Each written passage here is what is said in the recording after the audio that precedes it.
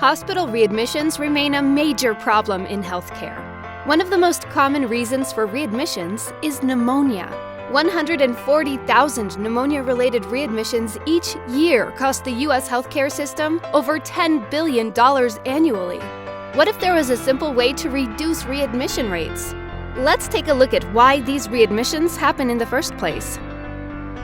Every year, thousands of patients are admitted to undergo major surgeries that require prolonged downtime, such as hip fracture surgeries.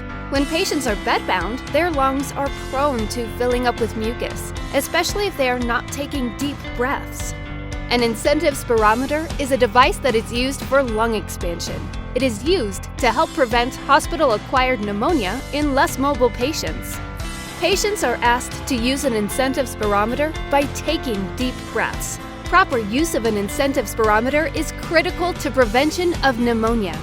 A nurse or respiratory therapist will check regularly to see if a patient has done it correctly, but they only rely on the patient's word and have no way to verify patient compliance. The problem is that patients often forget to use the incentive spirometer or don't use it correctly. As a result, patients' lungs will fill with mucus and bacteria.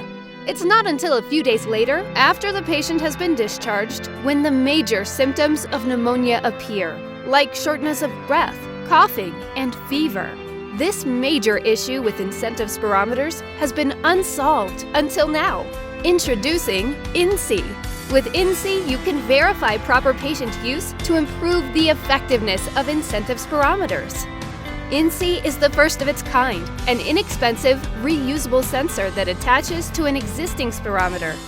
Now healthcare providers can see how often their patients are using the incentive spirometer and how often they achieve a deep breath.